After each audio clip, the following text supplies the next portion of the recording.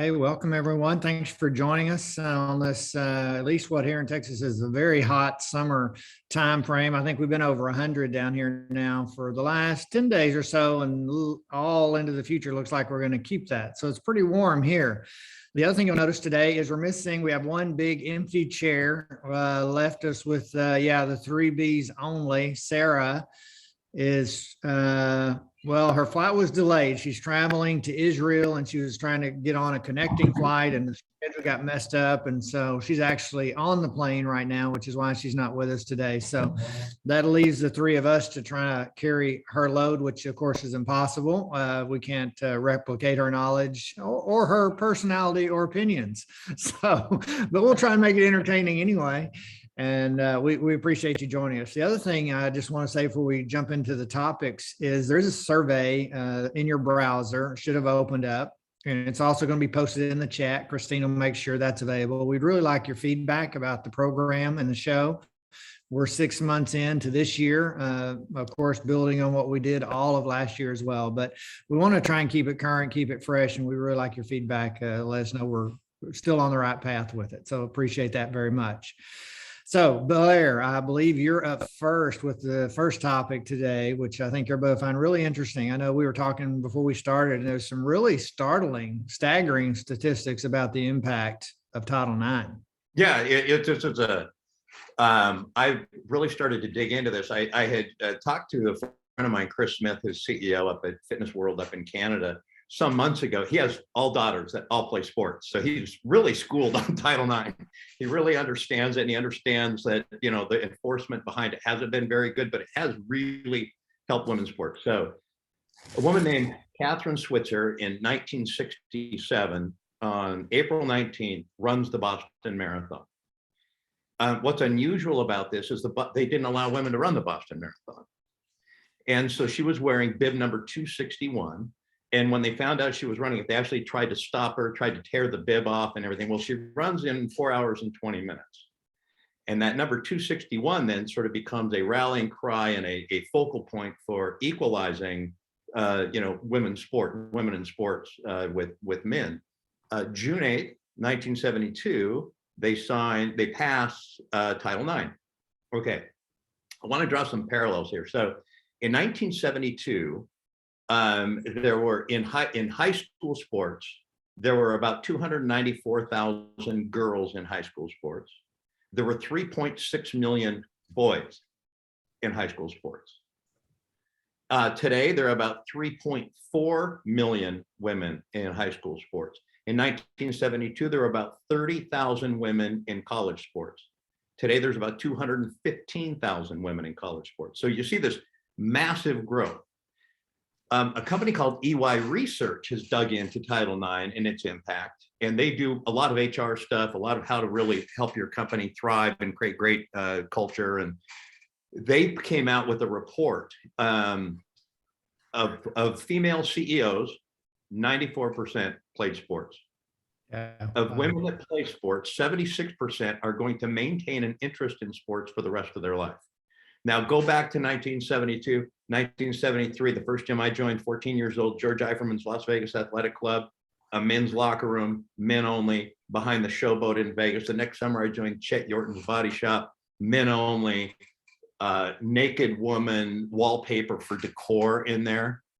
Just look at what's happened. And so what percentage of our members are women now? 52, 53. Yeah. Over the entire industry bill is about 52%. So most clubs, are a little on either side of that.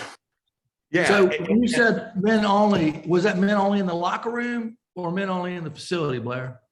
It was only designed just for men. They only had men memberships. Now, I do remember a woman joined George Eiferman's his second location when we moved from out on behind the Showboat in Commercial Center in Vegas.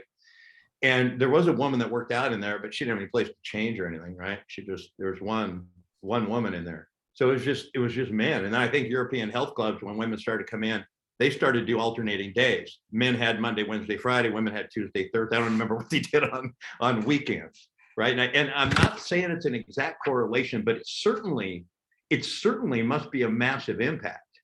You know, 52%. So going from almost zero, with the exception of what was the one in Vegas, you know, Venus Spa or something like that, where they really didn't want them to work out. And, you know, going from that to 52% and all the growth we've had in the industry, I think there's a lot to this.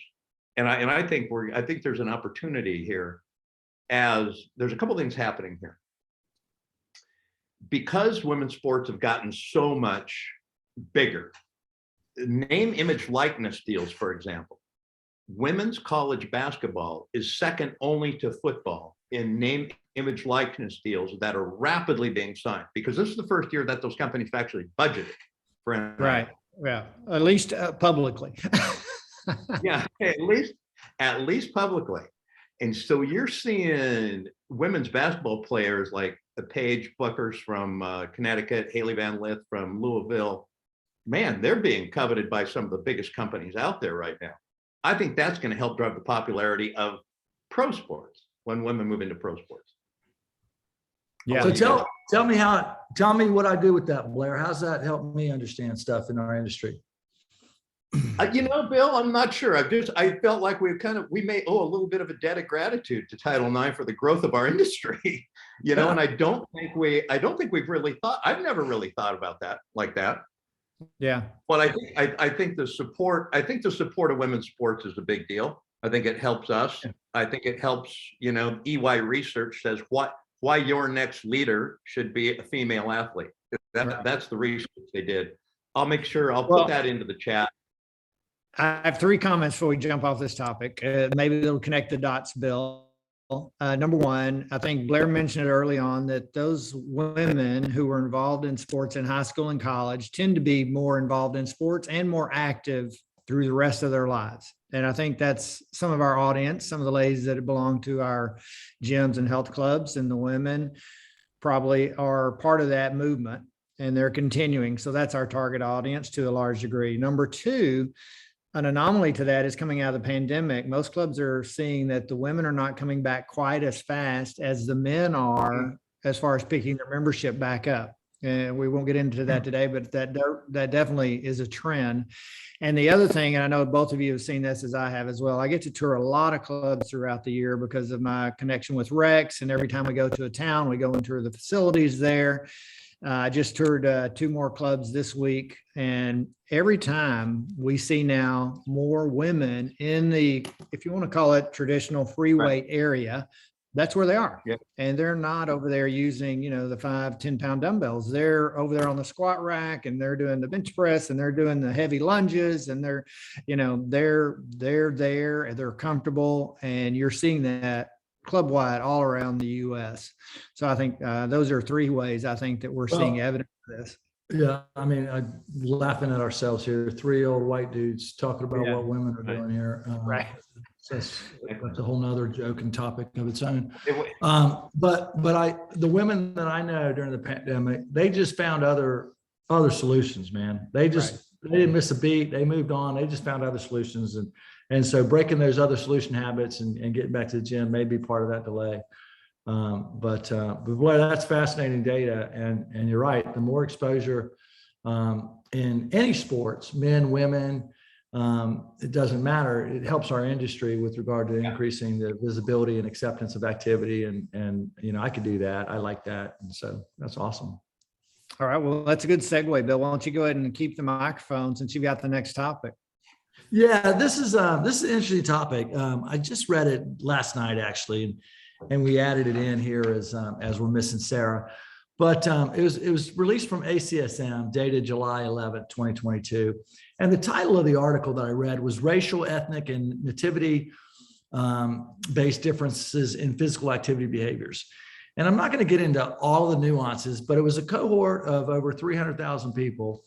I'm sorry, is that right? 300,000 or 3,000? No, 303,000 participants was in the cohort.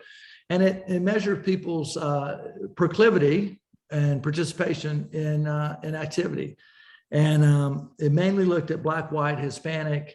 Well, it did mainly look at Black, white, and Hispanic. It talked about Black, white, Hispanic as the normal 3 categories that we always measure and look at. And that you got to go much deeper than just that to really dive in. And so they spent a lot of time looking at the United States and Puerto Rico, and they found that white people, as typically defined by self-identification, born outside of the United States. So whites born outside of the United States had a much higher participation rate, or had the most highest participation rate.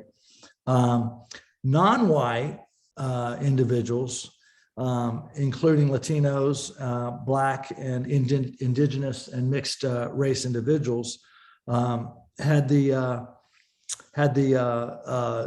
one of the lower rates born outside of the United States.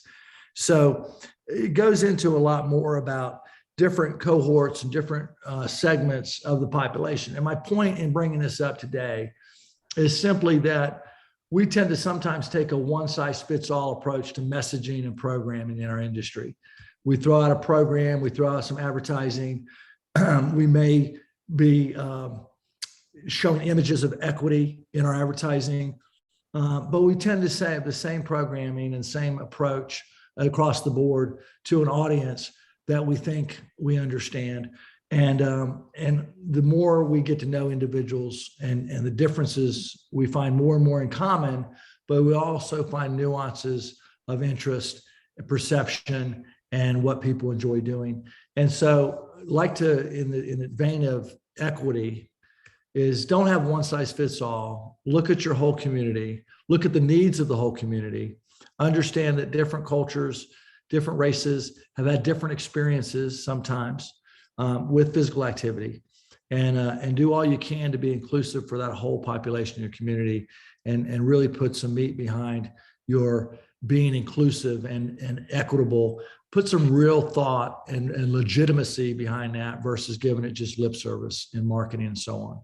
So I kind of want to tee that up and get you guys' thoughts.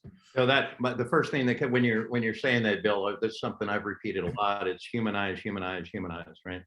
And to do that, you have to know who your audience is. And just like looking when we look at so much feedback for different clubs in different areas, and it's a very individual thing. Your experience is a very individual thing, and it's not just gender-based or race-based. Within there are sub-cohorts and sub-cohorts within sub-cohorts that see life through different eyes, right? And I think that's critical. And there are also ways to better understand by using technology that can identify, for example, the Experian mosaic profiles in your community and in your gyms. And it's not hard to do. It's easy to do, and it's inexpensive. And they have, I think there's 74 different profiles, and it can get you to really understand your membership base way tighter so that you know how to talk to them. Because so often, just like we're talking here, we're talking about Title IX, and through our viewpoint, 3 white guys talking about Title IX. And there's comments in here about how slow our industry has been to recognize women to get more women in leadership. Totally, completely, 100% agree. Especially but even as bad as we are in women's leadership, we're worse in racial equity. Yeah. I mean, like the amount of women leaders far outweighs the amount of other groups besides white guys, right? And so, but it's not nearly enough. I'm not trying to justify that we've done a great job in that area, but we've done an even poorer job in so many other areas. Yeah. Yep. One last point is in the ACSM article, which we can make available in the notes. The difference between some of these groups was significant. It was like 2 hours of brisk walking a week difference. Mm-hmm. Okay. That's more than most people even get. And that was some of the differential. And so the goal is really to understand the inequity of exercise accumulation of different groups and how you augment that with your programs and so on. Yeah. And as you touched on, Bill, and we talked again earlier too, the cultural differences can be really distinct as well. And I know y'all both traveled internationally speaking and so forth as I have, but I had a really insightful look when I was the interim CEO of IHRSA about how the international different races and ethnic groups worked out. We have about 22% of the population here in the US that belong to health clubs and gyms. Well, if you're in Japan, that's like 1.6.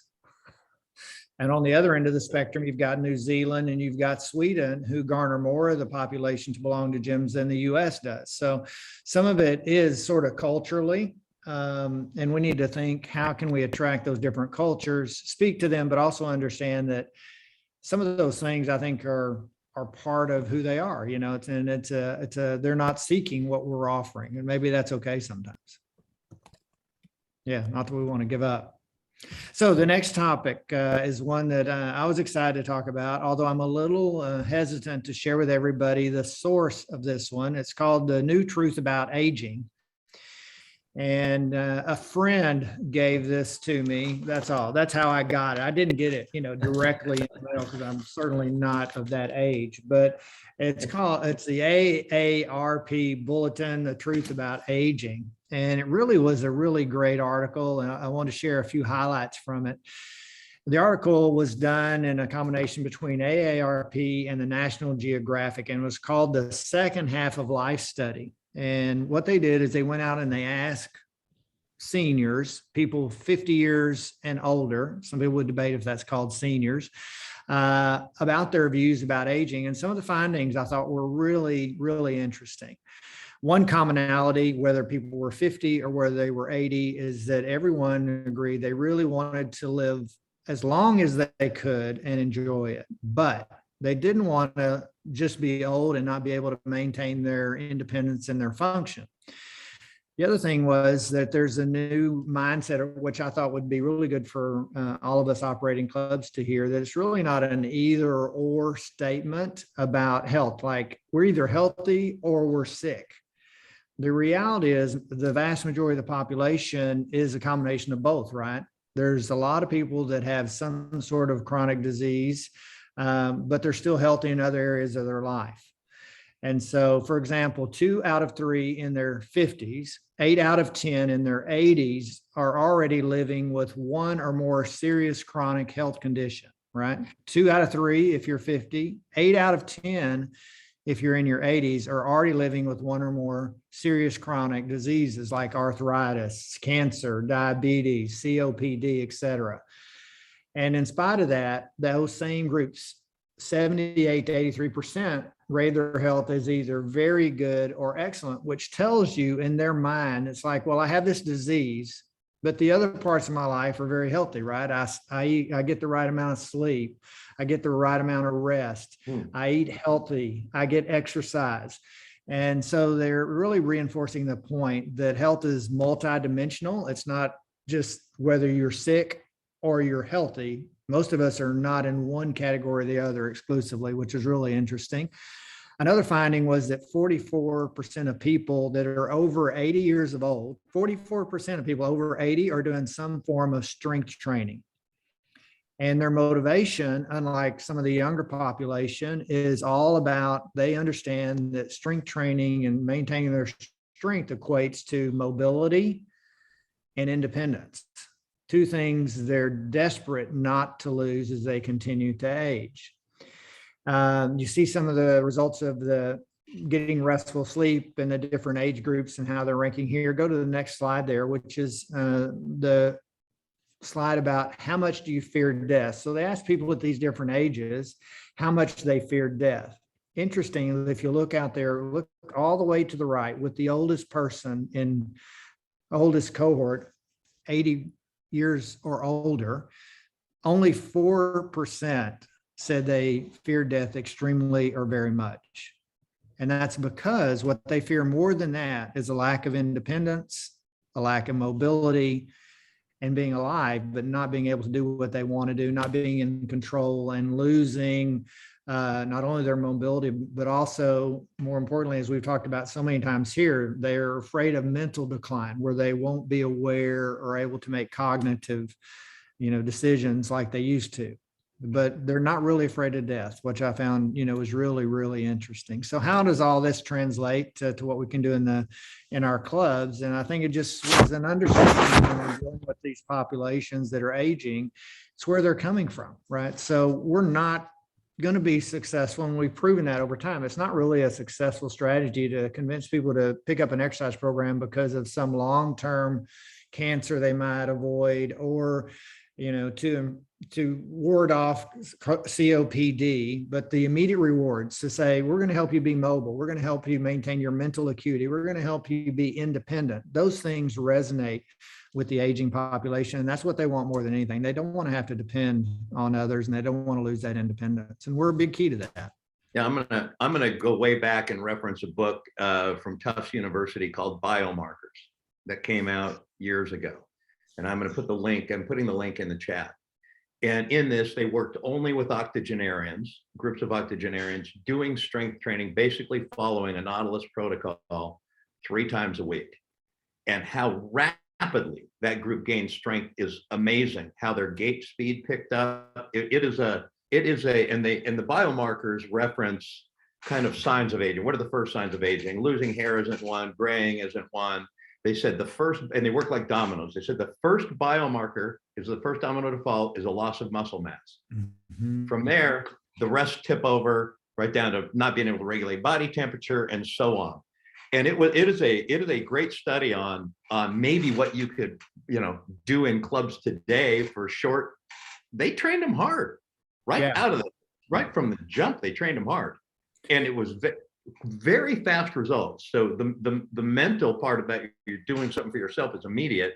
But I was also surprised in this just how quickly they picked up strength.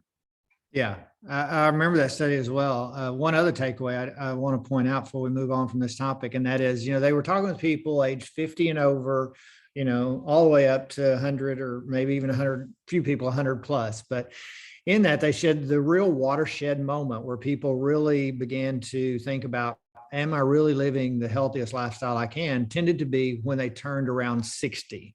At about the age of 60 to 65 is when people really said, maybe I need to start eating healthier. Maybe I need to start being a little more active. Maybe I need to start, doing some meditation and thinking about how much sleep I'm getting and the quality of my sleep and all those things.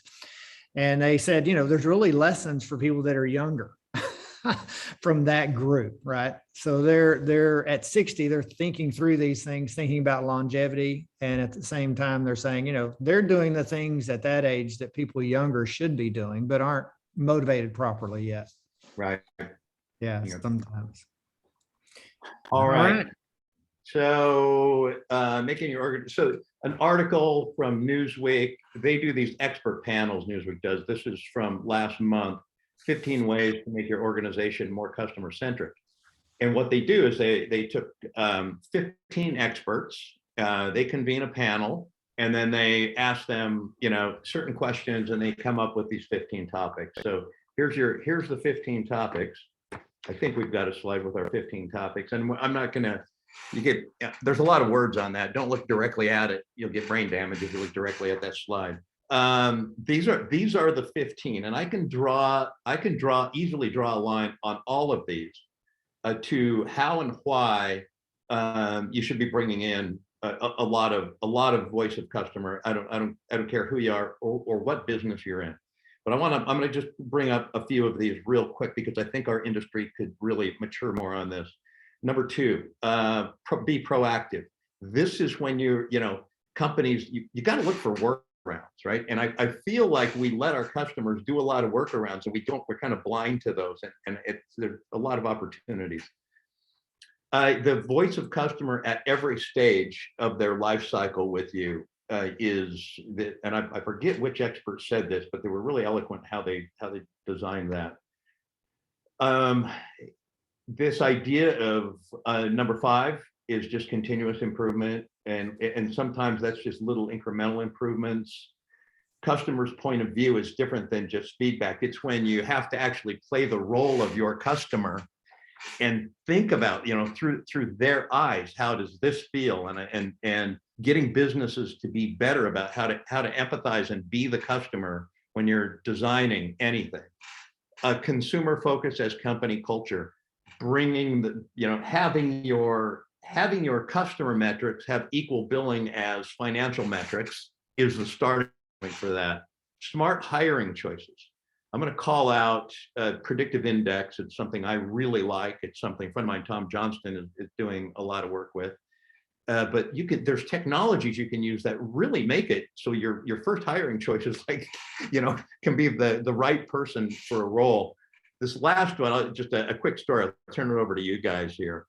Ensure that management understands customer complaints. So there was a point at Adobe where their board of directors was meeting, and one of the people in operations was saying, we got to spend money on the website because it's a pain in the butt to buy 2 products on the Adobe website. I want to buy 2 products. I buy one and I can't figure out how to keep shopping and buy the second one. They kept saying, no, that's not a focus of ours, not a focus of ours, not a focus of ours. They finally got the attention of the CEO, showed him some customer complaints. And during their next meeting, during that next executive meeting, he had every member of his executive team try to buy a second product on the website. As soon as they experienced it, they said, holy crap, what are we doing? We got to shift it. So sometimes it can be one voice at the top of the organization. I just want to see our industry mature more and use feedback in more strategic ways to make more decisions. I guess that's what I pose for you guys. Yeah, as I look over this list, Blair, I think there's some crossover. Seems to me a few things on the list are the same thing, kind of said a different way, to be honest. But I think the takeaway, and I know you and Bill both agree with this because we're also customer centric, or we think and hope we are. And that is, you just got to be absolutely consumed with the customer experience, right? That's it. Yeah.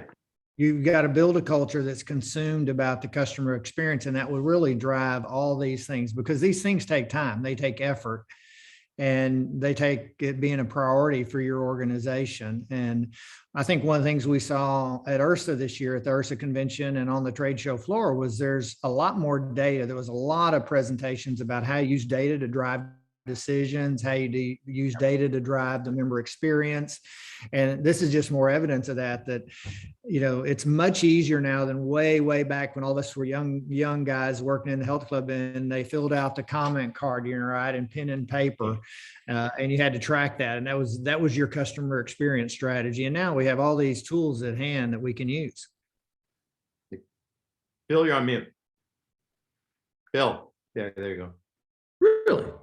Wow. I think the facilitator, I think Brent muted me on purpose there, worried I was going to say something inappropriate or wrong. But no, the comment card is a great example, Brent, because when I first experienced Medallia with Blair, that was kind of revolutionary. When I got a comment card as a department head or a manager of a club, all I wanted to do was get through the call to the member successfully. I just wanted the member to be okay at the end of the call. Yeah. So, Emily's volume is too high in her class. Brent, I called Emily and she's going to lower her volume. And I told her how we felt about the decibels, And of course, a week later, Emily's volume's right back up, right? We didn't operationalize the feedback, right? But the comment card is such a, it's like, what do you call it? A chisel and a hammer and a chisel and a rock, compared to being, compared to new technology.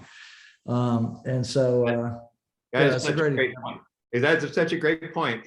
We got to move from just trying to do the one-on-one. I got to get through this one-on-one to moving decisions that are impacting cohorts of members and the entire organization.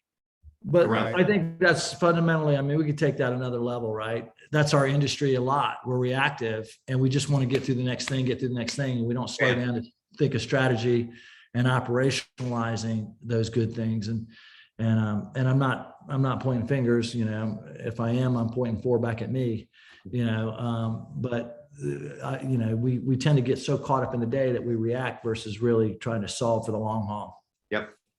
What do you call that? Treating symptoms versus the disease. Yep. All right. Very good. Employees and employers. Yeah, this one goes right along with what Blair's sharing.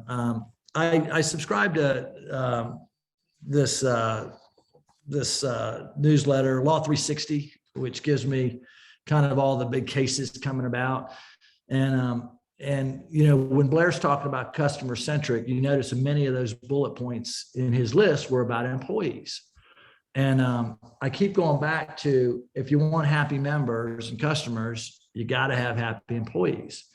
And then I read this stuff in Law 360 about, thousands of employees win certification in a wage class action suit. And I look at, companies that typically you never would have thought would unionize are now unionizing, and in certain markets. And I just keep looking at this whole thing. And as an operator, I'm actually more concerned with employee lawsuits than I am member lawsuits, because of several reasons. We tend to focus on member protection a lot more than we do sometimes on how we do our processes, our payroll, our compliance.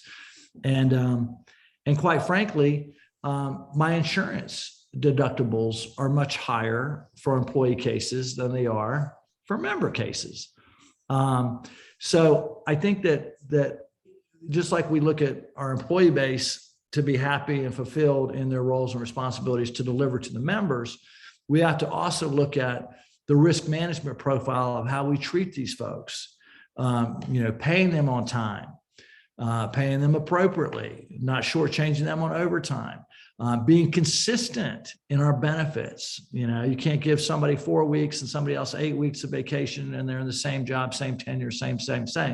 So understanding that and not taking it for granted, and working a lot in California and New York, if somebody's working overtime, selling memberships, just because you call them a manager doesn't mean they don't get to bid overtime. That you really can't just pretend that somebody's exempt or pretend somebody's a manager to pay them less. And so we've dealt with this in group fitness with time before and after classes, prep time and talking to members. We've dealt with it in sales compensation. We've dealt with it in personal training. We've dealt with it in meals and breaks. There's so many areas that disgruntled employees or very good people that are being treated unfairly can cause you a lot of pain points financially with lawsuits.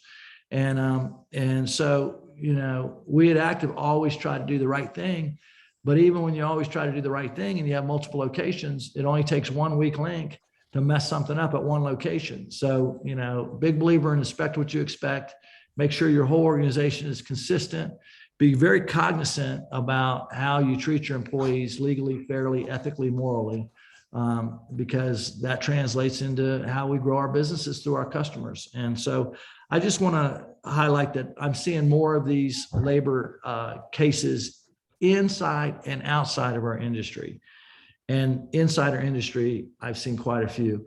And so I want to just bring that up and get my esteemed colleagues' opinions on this, because I think it's a big deal that sometimes we don't spend enough time on as operators and leaders.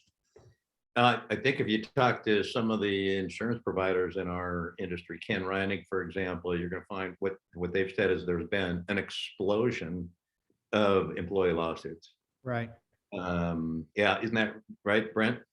Yeah. Ken Reinig with Reinig Insurance and Tiffany, his right-hand person, have come to several of the Rex roundtables and kind of educated the Rex groups about all the things that are going on with employee lawsuits. And they're at an all-time high across all different categories. So Bill's right on. It's really a hot topic, if you want to call it that, or a trend where employees are pressing the boundaries and feeling more emboldened, if you want to call it that, and they're justified in many ways, of course. But it's something that clubs are really having to pay a lot more attention to, just to make sure they're really following the right guidelines, have the right policies, and they're communicating with their employees, at the most transparent level possible.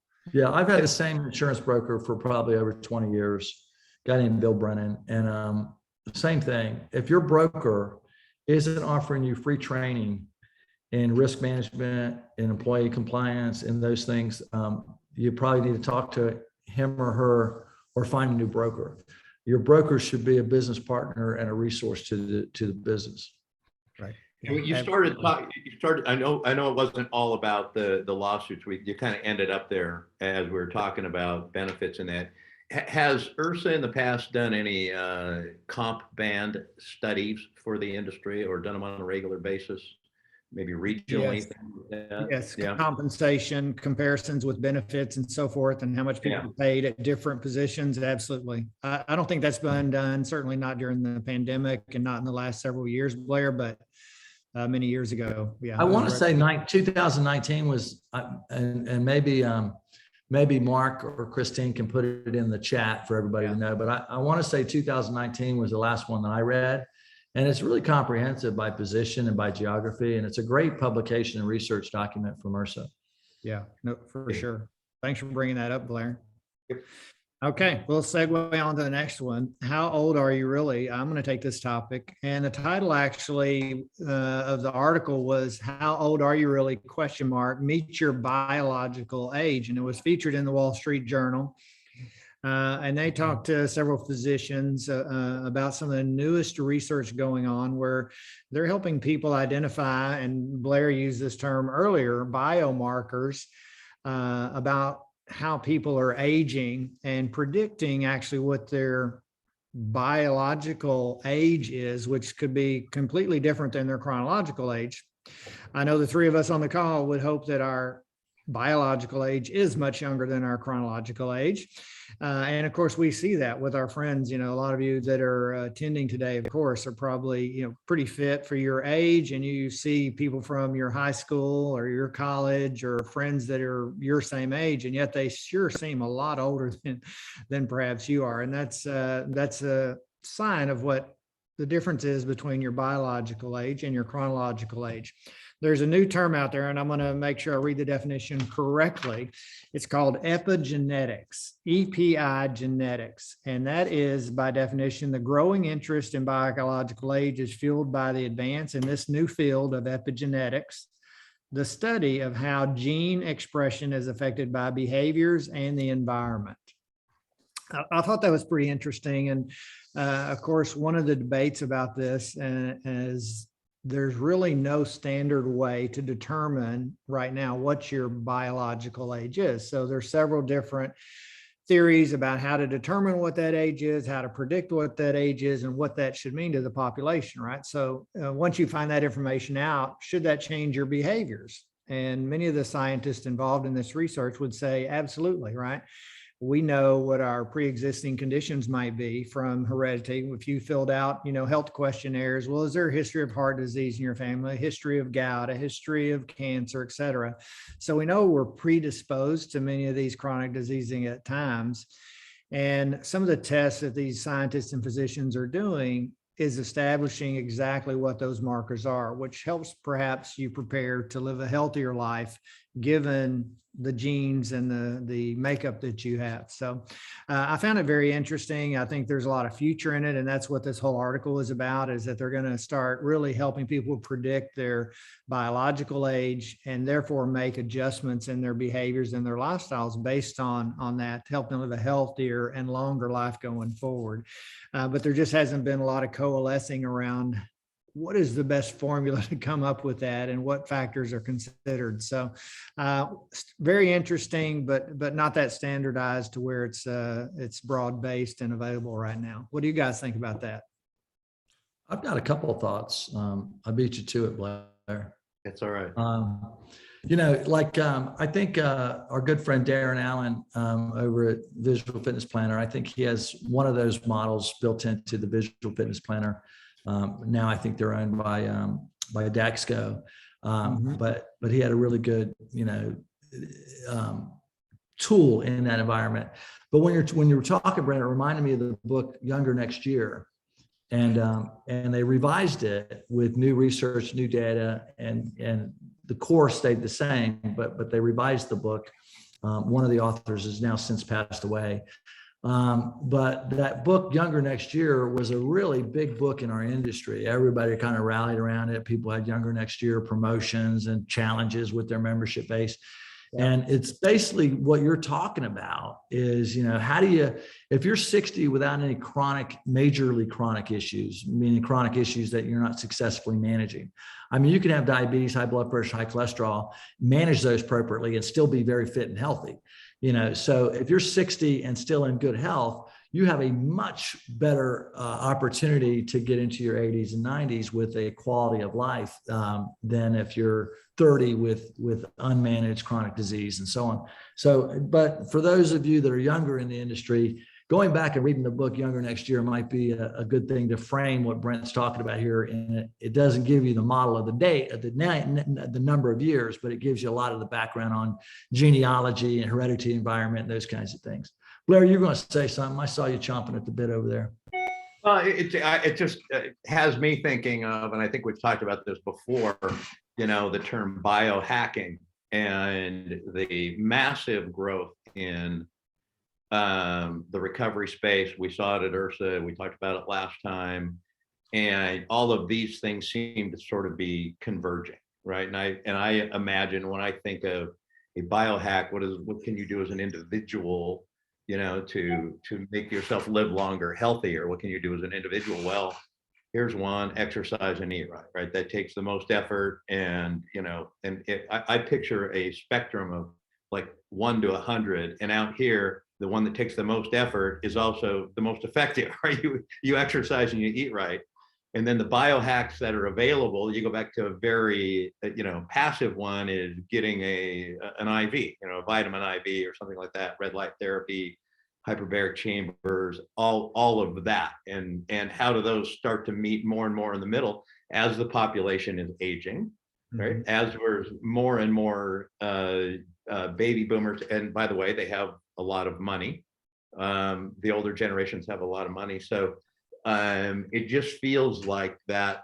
And maybe that's what's driving it all, right? Is that there's this huge part of the population, baby boomers, that are aging and some aging out. And then Brent, your first topic, you were talking about when people really start to pay attention, it's about when they're 60. Right. So I turned 63 in June. And it is a time when I'm also noticing, like, a lot of people that I went to school with, that your point, that are really sick, Right. Right. It's like, it seems to like hitting a crescendo right now. And that's probably, one of the things that's driving a lot of this. So, yeah. Right. Exactly. Okay, Bill, changing gears here to active shooter training. Obviously, this topic, gun control, shooting, mass shootings, incidents from Texas to Chicago to Vegas, not just in the public, but in schools and churches and health clubs. What have you got to share with us about that? Yeah, I mean, this is a sucky topic that I chose. And I'm not going to get into political agendas of gun control and the levels of gun control and all those. I'm going to talk about awareness. So this is more like a public safety announcement, if you will, because it affects us. And we're a small industry, and the mass shootings and active shootings that have happened in the health club environment don't get a lot of advertising on national press. Just looking back on the top couple Google searches on active shooters in gyms and health clubs, they got 17 hits like that. And they're employee on manager based on termination. They're random. They're girlfriend, boyfriend, or boyfriend, girlfriend. They're, LA, Washington, Florida, California, New Orleans, Tennessee, Michigan, Pennsylvania. They're not isolated to one geographic area. And so, we have had exposure to this situation, and we're a friendly environment. A lot of people walk in, they show their card. And so I wanted to spend just a minute on, I'm kind of a first aid geek and a safety and emergency prep geek. And so there's a lot of things with active shooter that are contrary to all the other emergency trainings. For one, most of our emergency trainings, we'll share it with everybody that wants to hear about it. Well, your active shooting policy, you shouldn't really share that with everybody, because you don't want everybody to know what it is. One of the things about active shooters is disrupting the pattern that they expected it to go down.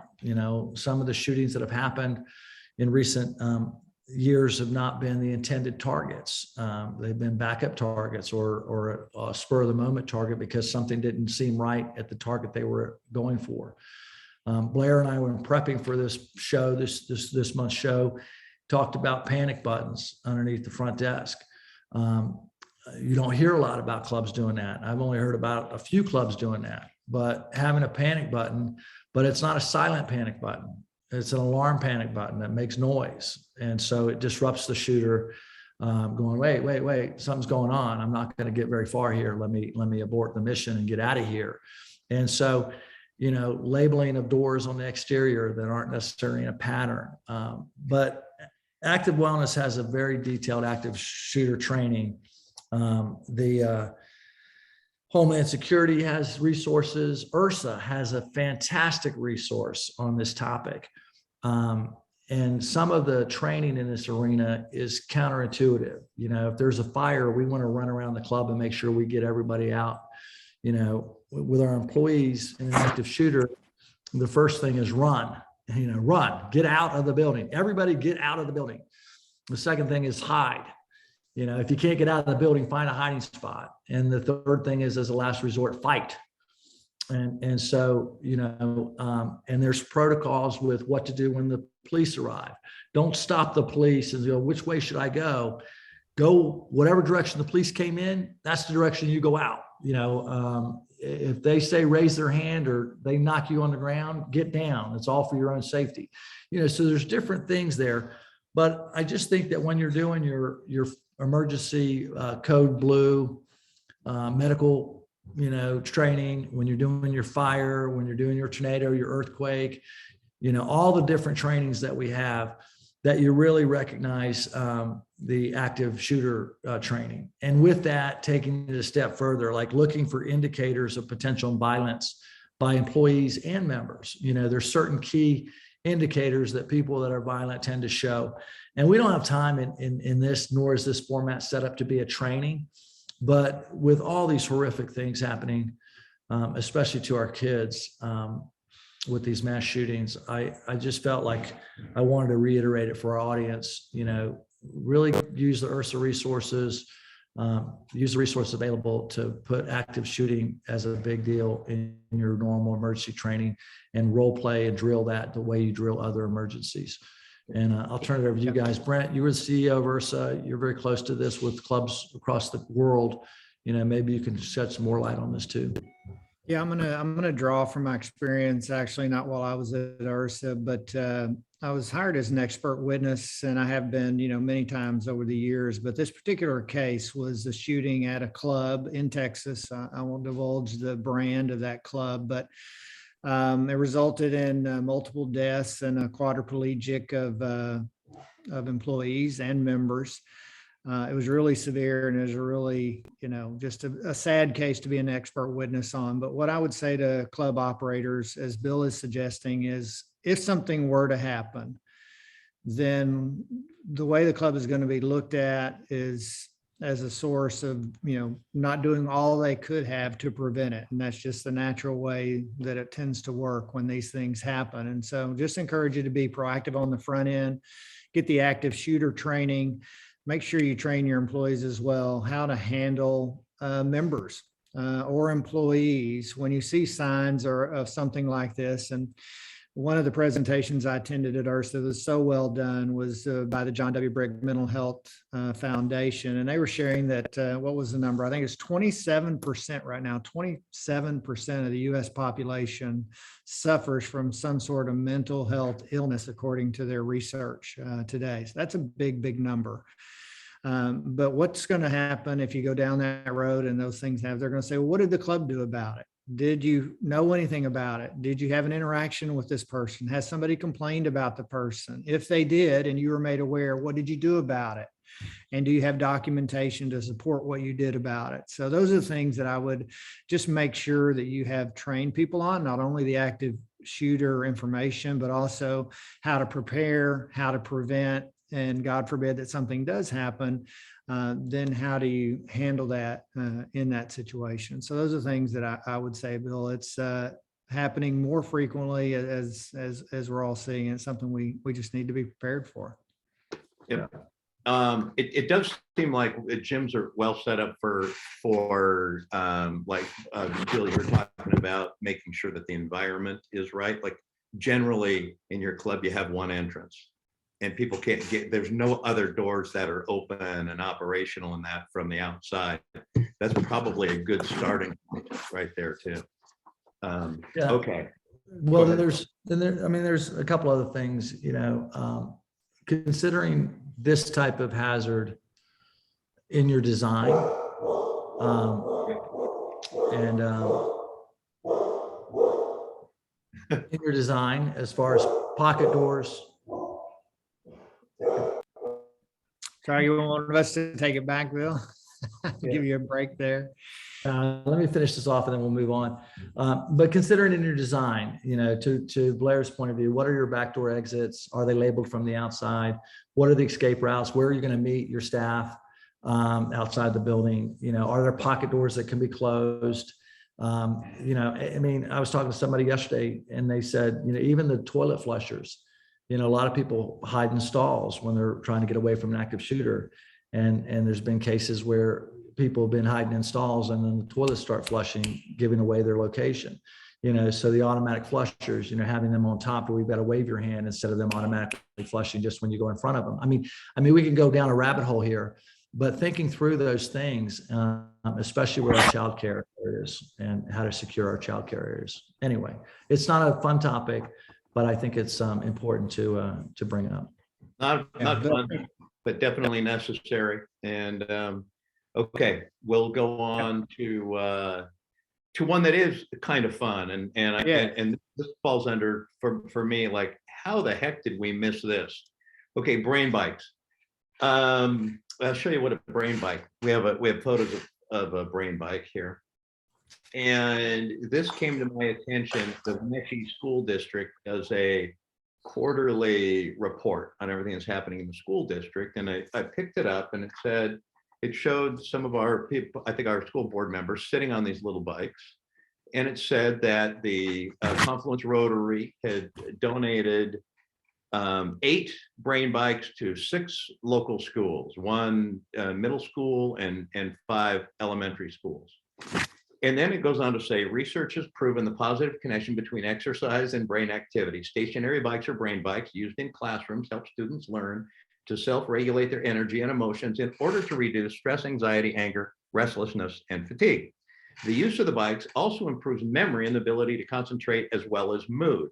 Widely popular in schools throughout Canada, increasingly used in US classrooms, teachers report that the bikes help increase students' attention spans, resulting in increased academic achievement due to enhanced engagement. Okay. At the minute they put these bikes in, the kids were excited about them. They don't put very many in, and so far they're not really sort of regulating like the time you go on at a kid. If he can go and you can see him sitting there studying, right, on the bike. Evidently Rotary has taken this up as a major cause. And I'm wondering how we missed this as an industry. It seems like an opportunity.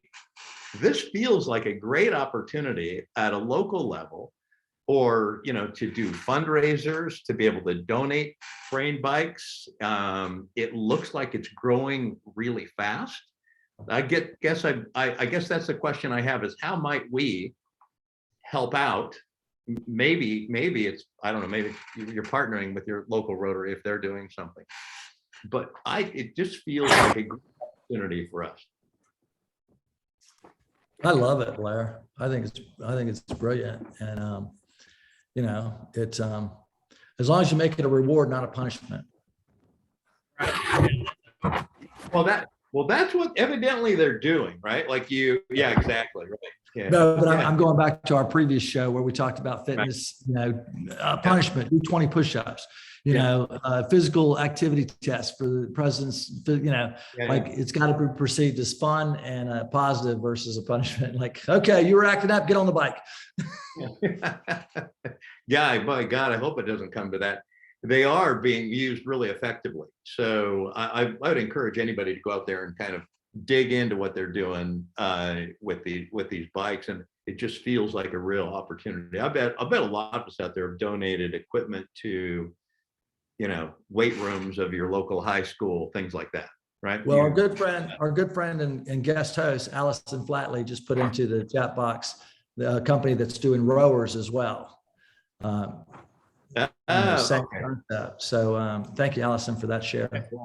Well, I think the timing of this too, I think is fortuitous, guys. I'm a little bit connected because some of our good friends are school teachers. And so I'm a little bit in the loop of overhearing at least their conversations. It's changed in school now to a large extent where they're really allowing children that seem to be what we would call maybe fidgety in the past, and now maybe they're ADD. So you sat in your chair, you were not going to stand up beside the desk, you were going to be in your chair the whole time. Now they let kids know, if you want to stand up, that's fine. If you want to walk around and you can do your work here while you're standing, they're really being a little more relaxed, and they understand that some people need to move, and their performance on mental task and attention span is much greater if you allow them to have a little bit of freedom to do what they want to do. So this takes that obviously a whole nother step further, but I think the society and the school systems are more open to that than they ever would have been in the past. Yeah, I think that's right. One of the big advantages on the bikes is that their hands are free to continue to study and read.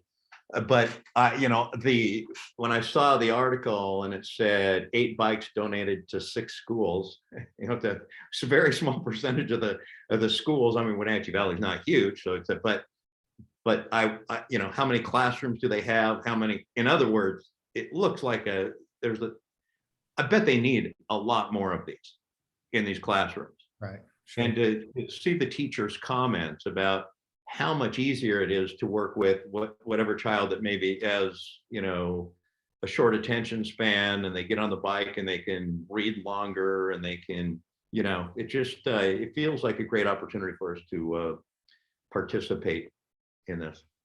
Yeah, agreed. Yeah, thanks for bringing that, Blair. So the next topic, radically inclusive. Many of you I know listening probably also at the IHRSA convention this in South Beach not too long ago.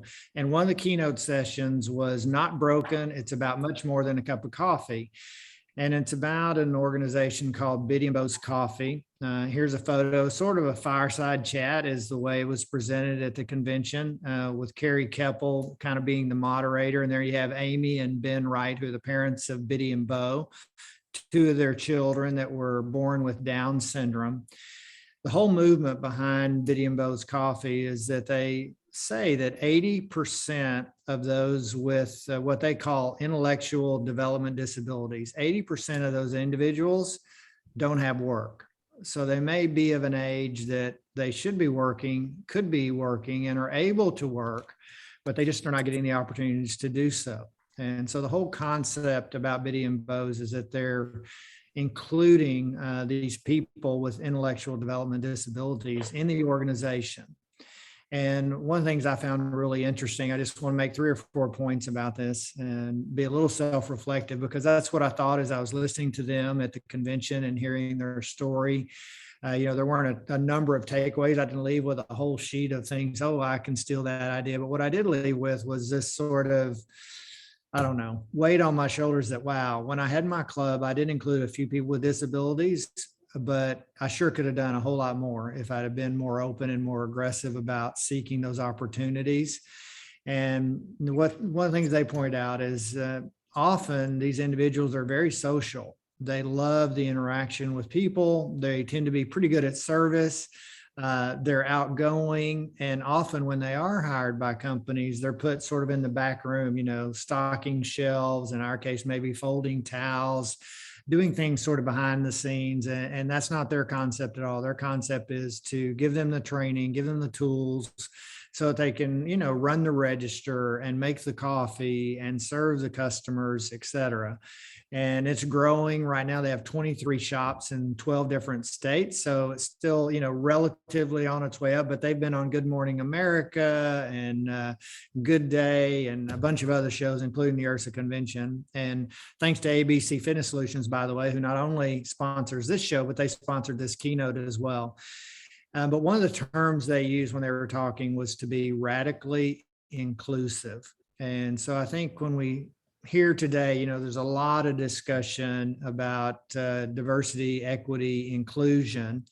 And that takes all of us in one direction or another, whether that's racial, whether it's gender, whether it's, you know, color of skin, whether it's your physical appearance. But I think one group that has been overlooked, in my case, for sure, when I hear those words, diversity, equity, inclusion, I don't think of people with disabilities.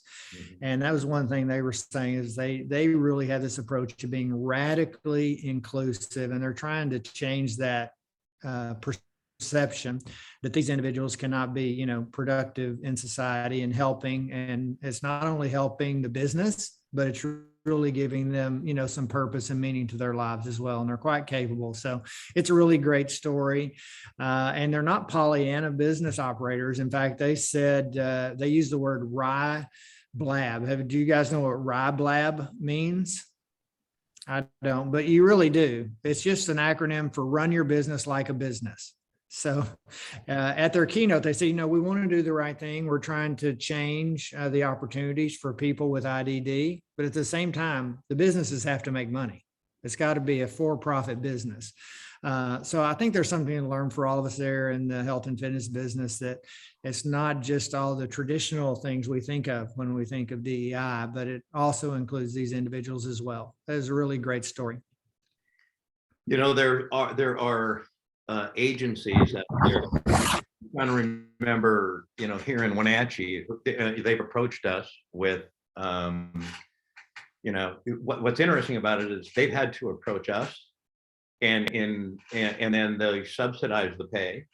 And in the few times that they've approached us, we've hired the person or brought them into work.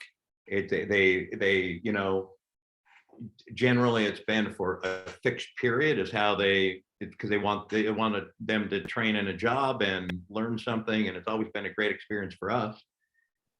It's interesting though, when you are like, if you have to think about your own, you have to really evaluate your own sort of process in which you hire. What is the sourcing? How do you source employees? You know, how do they apply? What does that pipeline look like? Because that pipeline may not be available to this group, at least not in a practical sense, right? Like, this isn't, you know, if you're going to look for this group, you probably need to go out and do some work with maybe an agency to try to hire. You got to look at your process. One of the groups that I've always seen do better than most in this area is the local grocery stores, and not necessarily the big chains, but you know, the local grocery stores. You know, I've experienced quite a few with Down syndrome individuals, bagging, and different levels of developmental challenge and so on. And but I think that's right, Blair. You look at it under that whole umbrella of inclusivity. And Allison's putting up another note. You know, the nonprofits tend to do a lot better job at this than some of the for-profits, you know, the YMCAs and such. But again, you know, commitment to inclusivity, look at the whole spectrum of the world.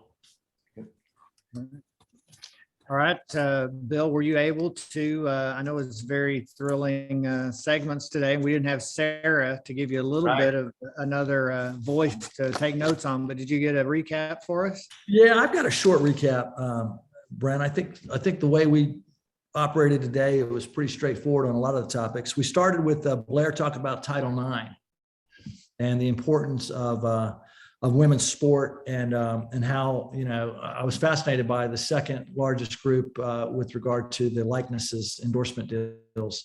That was pretty remarkable. But how to just, you know, again, back to the topic of inclusivity, and anything with regard to fitness across the population helps our industry.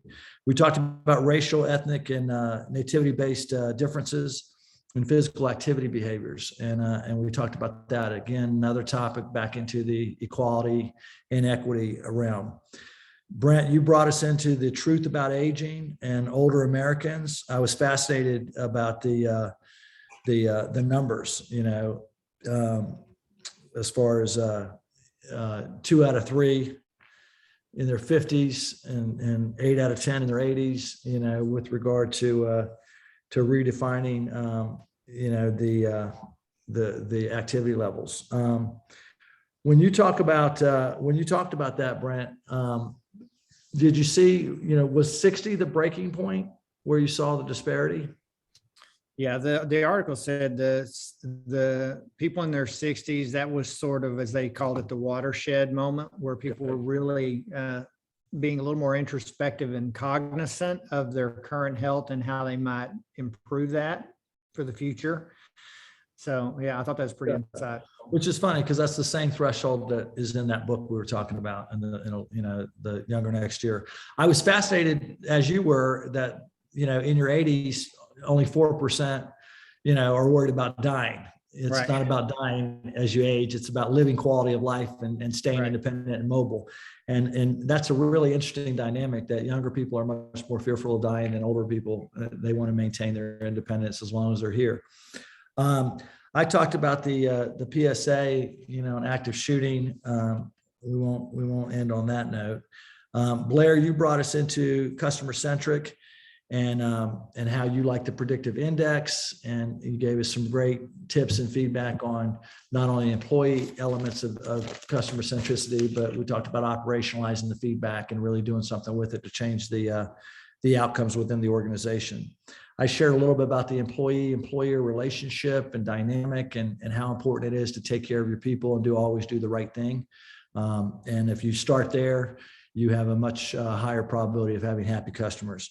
Brent, you talked about the biological versus chronological age, gene expression behaviors, and environment, how gene expression is affected, in addition to the behaviors and environment someone's in. And again, we talked about the 60-year-old. I mentioned Younger Next Year is a good resource, and then we talked a little about tools that are out there. And there's no one defined tool that gives you the chronological age yet, but there are tools that, or biological age, I should say, but there are tools out there. Blair, you talked about brain bikes, and what a great idea to take into the schools for clubs to get involved with, from an attention, from a learning, from an ADHD, from that perspective. And this could be a great cause for our industry to get more involved with.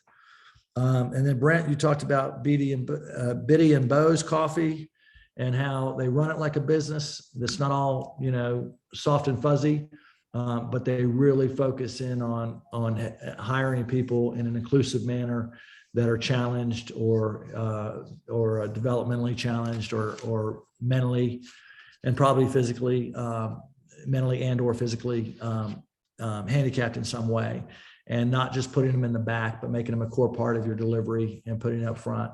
And, my experience with Down syndrome, I've had a lot of friends, well, I've had a few friends that have had siblings that have Down syndrome, and they're the most loving, loyal, kind, so, and a lot of folks that have these challenges, they don't have any evil in their whole body. They haven't learned to be mean or hateful, and so, this is really a good talent pool for caring, service-minded, loving people. And so making sure we include those in our recruitment strategies. And I think that covers kind of a real quick snapshot, Brent. Did I miss anything? No, good job as always, Bill. I appreciate that. Blair, do you want to say something? I miss Sara. Sara. I started to feel the need to disagree with myself. Yeah. I felt the need to disagree with both of you, no matter what you said. I was surprised today because Blair, you were mostly accurate with everything you said. I was like looking for something. I couldn't find anything. I do want to shout out to IHRSA, not only for putting on this show with us and making this possible, but what a great convention. IHRSA did a really fabulous job. And the resources that we talked about today, the compensation guide from 2019 is the links in the chat box. Pam O'Donnell's contributed some things in the chat box and some documents as well. And then I got to thank our sponsor, ABC. One of my takeaways at the IHRSA show was all the progression they've made on the Ignite product with the modules. Their sales module now, their customer relationship management module now is unbelievably robust and transfers data really easily between member management and scheduling and CRM and the whole bit. So Thank you, ABC, for making this possible. Thank you, IHRSA, for a great show. Thank you, IHRSA team, for putting this on. And Brent, why don't you take us into Q&A, right? Yeah. So the first question, and I'm going to guess it generated from our conversation at first, Blair, that you led about Title IX. It says to the three of us, what do you guys think women in the industry should do? Meaning to be, rise up to more executive levels, I think, in the industry and be more visible as far as leadership goes in our industry. So either one of you guys want to take that one first? I mean, I'll take a stab at it. Go for it.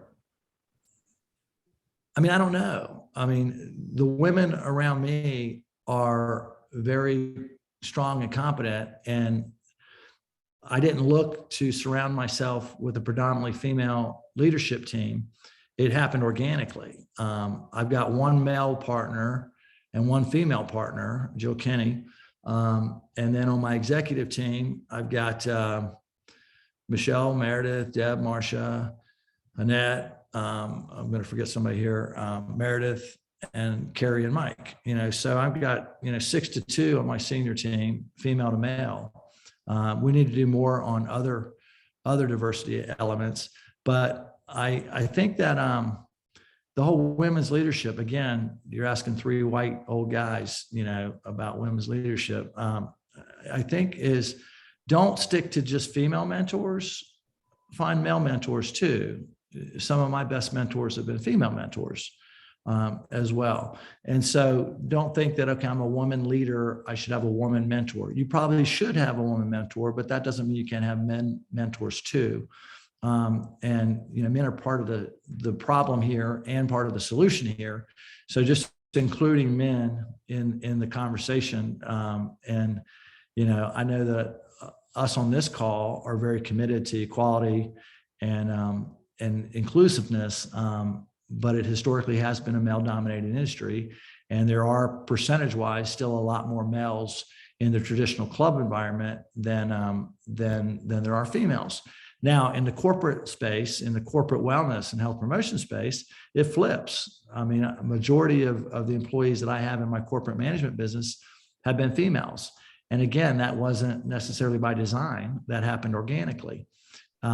So not really a good answer, because I don't think there's just a silver bullet panacea, but it's important to have those conversations and all of us put ourselves out there on it.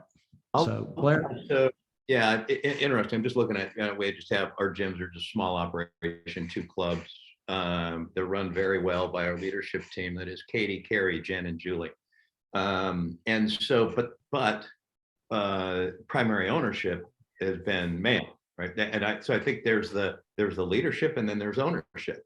And I think one of the things that really needs to be pushed is more and more female getting investment to actually have ownership. I think that drives it a lot. For those of you that don't actually see what goes on behind the scenes, there hasn't been one thing I've been involved in with IHRSA, with Peak Media, with club industry, with Peak Media Club Solutions. There's been one thing I've been involved with where it doesn't start off with, how do we get more women in here?